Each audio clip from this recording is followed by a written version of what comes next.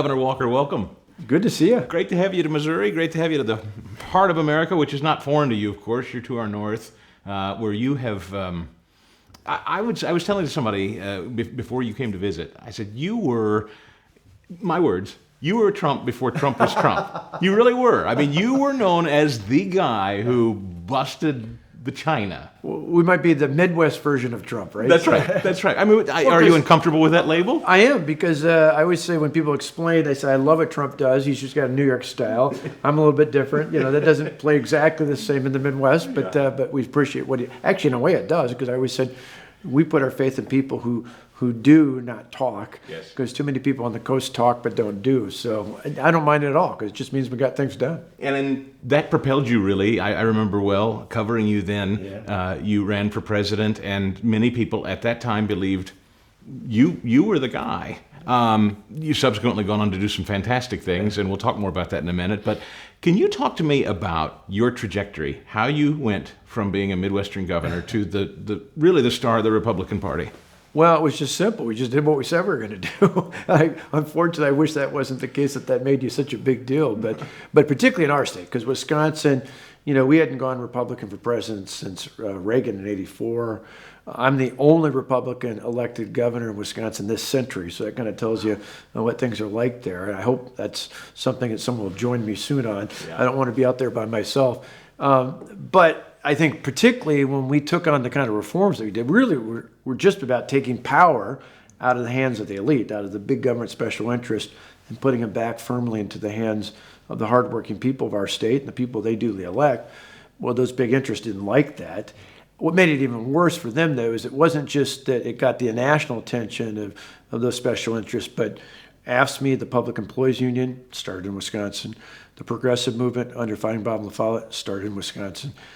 Even collective bargaining originated in Wisconsin. And so all the things I took on to put power back in the hands of the people were things that were historically a part of this opposing viewpoint.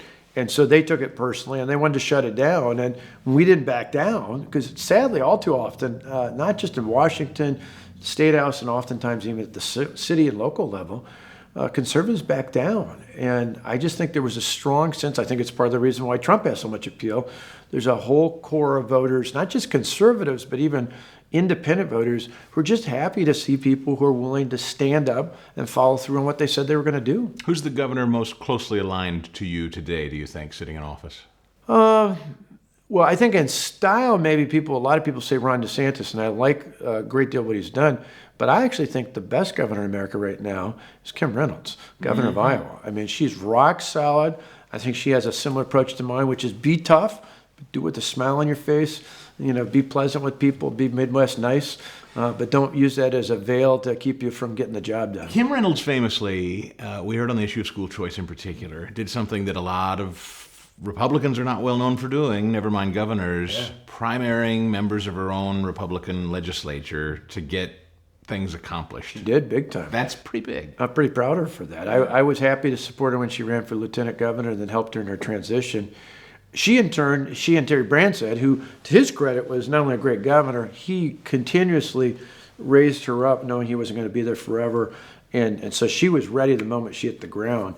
But she and Terry early on did a version, not the full impact of what we did, but a version of that in Iowa. And then really, I remember talking to Kim during the shutdown. She was so upset at what the union bosses, not the everyday teachers, but the union bosses were doing to kids and families by prolonging the shutdown. And we now know the data bears this out, that the longer things were shut down, the worse those kids were. And across America, not only the worse they were, but those were the worst cases were kids in large urban school districts who were already behind in the first place. And so she just said, enough is enough. That was, she was already headed down the right path, but that just accelerated everything. And then to your point, she was willing to take on even some in her own party. Because remember, around the country, Greg Abbott's doing some of this in Illinois, my goodness, in Texas. We hope someday. Someday, maybe something like that. But a number of other governors are stepping up because they just realize that, particularly when it comes to giving parents and families the right choices for what's right for their kids, an unfortunate barrier isn't urban or suburban Republicans, it's oftentimes rural ones, who maybe on other issues are in line with this, but when it comes to education, are really lockstep with the teachers' union bosses. You stirred that hornet's nest, and we remember unions literally occupying your capital. I mean, you had Occupy Wall Street going on before that was a thing. It was on my street first. You really, and when I think about your tenure, that whole hotbed of activity surrounding what we know now as modern day, call it George Floyd, Black Lives Matter, Occupy Wall Street, it all started in Wisconsin. Well, we left, they went to Wall Street because they failed on my street, and they ultimately moved on and around the country. That must have been scary. I remember thinking, gosh, that's a scary scene for little Wisconsin. Yeah, you and I talked about it when my book came out. We chronicled this a little bit. Yeah, I mean, it was. I look back and I just, thank God for God's providence and care and comfort. But they only put attacks on me, the death threats. I remember one about my wife was she was going to be gutted like a deer. They sent notes about my kids. And my kids were both in Wauwatosa East High School at the time. Thank goodness they were good kids, involved. Everybody knew them and us as involved parents, not as a politician. And so even at a traditional government-run school, to their credit, the principal and most of the teachers there were really, really good, and the community was good. But the threats, I remember a few years later when each of my sons went to college, I told them, there's nothing in college that will be tougher than that first year was together when we went through all those attacks. With some time and distance, your kids, they're older? Yeah. What are their views today politically, if I may? I mean, rock solid conservative. Are they? Oh, it's so good. I was talking about this on the way over here today. It was a combination of a blessing. A lot of times things as tough like that could either pull you apart. Right. It drew us closer. Good. As a family, we became closer. We spent more time praying together. My parents moved in so that even when we weren't there, we never moved them to the Capitol. That helps. So being grounded in their own community with their own friends, their own the values that we talked about long before all this. And then it's interesting, when they went to college, part of the reason why I do the work I do at Young America's Foundation is my kids were both the CR chairs for their campuses, eventually their state. They were involved, they brought speakers in through Young America's Foundation. They were involved in campus ministry issues. All those things I stress to parents and grandparents all the time now. Even if your kid doesn't go to a conservative school, for which there are a few, get them involved. The only way to keep them grounded, even good kids, even come from good families, is to surround them and never stop parenting for that matter, but surround them with other influences. And to this day, my kids one's 29 and married, the other's 30 and about to be married. Both, one's married, one's soon to be married, to Christian and conservative women. Amen. And they have almost all their friends came out of that movement. That's awesome. One last political question, then I want to talk about YAF. The presidential race today has largely been defined. The oxygen for the last several years has been sucked totally out of the room by one guy, Donald Trump. Let's talk about the Republican Party after Donald Trump. No matter. This is a different kind of cat than the Republican Party's had before. You ran against him. Yeah. Can the Republican Party find that kind of energy again? Has he changed the look of the Republican Party in your view, or what do you think? Yes, although it's interesting, I get asked this a lot. One, I joke, I was smart. I got out before I got a nickname. So I was one of the smarter ones. You did go unscathed. You've never crossed him, to my knowledge. I have to check my notes. I have not. It's been good that way. But I did it just because maybe I was wiser than the others. I could see the Trump train going. And there are things different. Obviously, I remember used to 2016 when reporters would razz me, on CNN or whatever, and I'd say it wasn't my first choice. I was my first choice. It was always a great way to diffuse an intense interview. But there are, personality-wise, there's huge differences between him and I in terms of style and substance, as there would be, say, with Reagan and others. But interesting enough, I think there are similarities too that people don't get. Reagan was an outsider. Reagan was established or taking on the establishment. Reagan had a real appeal. We used to call them Reagan Democrats. So why bring up Reagan other than I'm obviously a big fan and our group is connected to him. But I think people think, well, we're moving away from Reagan now to a Trump party. And I'd say, look at the similarities. The style, absolutely different. Tone, Reagan was a Midwesterner, even though he's governor of California. That, without a doubt, is different. But remember in 80, the polls were close until they weren't. 80 was a blowout, even before the even bigger blowout in 84. But Reagan was hard-hitting, substantively, not on personality. But a lot of people said he was going to be World War III. He didn't know what he's doing, just all these awful things. And he just kept coming back and talking to the American people. He was not condescending. He had a message that was populist, grounded in conservative values, but populist. And that's why I think there are some similarities. So long term, I look at that and think, yeah, Reagan changed the party, I think, for the better. I think there's a whole wave of people. I certainly appealed to those voters when I was elected in Wisconsin, particularly in places like the south side of Milwaukee, Kenosha, certain blue-collar areas. I think that's a good trend going forward. I think it actually is an extension of what we saw during COVID. Big shift in COVID was blue-collar, white-collar. White-collar, traditionally suburbs, a little bit more Republican, now less so. Blue-collar, I think, becoming more conservative. In general, pro-life, pro-gun, pro-family values, but also because those are the people who had to go back to work during COVID, and they were upset at the government because their kids weren't in school. They were trying to figure out what to do, whereas the suburban white-collar workers were like, oh, I don't have to commute. I'm happy with the government telling me what to do. So I think long-term, overanalyzing this maybe, but the bottom line is I think, yeah, the party is shifting, but I think that's a good thing if we're more connected with blue-collar. The other big difference I think there is big. The big is bad. Big government, big labor, but also big tech and big government. Big corporations. Mm-hmm. I think what we want to be as conservatives is the little guy. The small business. Santorum wrote a book called Blue Collar Conservative. Very similar in theme, right? Yes. And it's one of those where, but even taking the next step about not anti-business, but opposed to big business. Mm-hmm. Because I think that's where you get a little bit of the crony capitalism, imperialistic capitalism, as opposed to entrepreneurial. Yeah. Want to start things up? Let's do it. Bridging briefly to YAF, which is school choice. I know this is something that's important to you. We talked about Kim Reynolds. Talk to me, in your opinion, about the importance of school choice from your home state of Wisconsin and nationally as an issue. It's still quite a ways away from being fully embraced. 13 states roughly have universal school choice. Are we going to get there in many of them? I think so. We started the first voucher program in America. It was 34 years ago in Milwaukee, Wisconsin. Wow. Proud that Tommy Thompson was out there, Paula Williams, one of my own colleagues, a Democrat who was incredibly brave to stick her neck out at that time. We've since expanded it throughout the state, albeit with a floating cap that goes up over time. I'd love to be back there and lift that entirely. But just the mere fact that every family in the state has an option over time to get to whatever school's best for them. It just so happens I realized the jacket I'm wearing. So this is from a friend who was a Wisconsin fan who was upset that one of my sons went to Marquette, and when the other one went to Wisconsin, he was happy. So I always laugh. I say it's a gift, but it's the most expensive jacket I have because I pay tuition at both. But to your question about giving families the right choice, when it comes to higher ed, nobody thinks it's odd that one of my kids went to a private Catholic school and the other one went to a public University of Wisconsin. That's normal in higher ed. They went to the school that was right for them. Why shouldn't the same be true from kindergarten through 12th grade? And I think that's the key. I tell people all the time, it's not about saying one's better than the other, because for Alex, the University of Wisconsin was great. For Matthew, Marquette was the right place. And so I think the same thing is true with families. It doesn't have to be that every kid and every family even has to go to the same school, but let parents and families make the right decision for their children. We should be funding the student, not the system.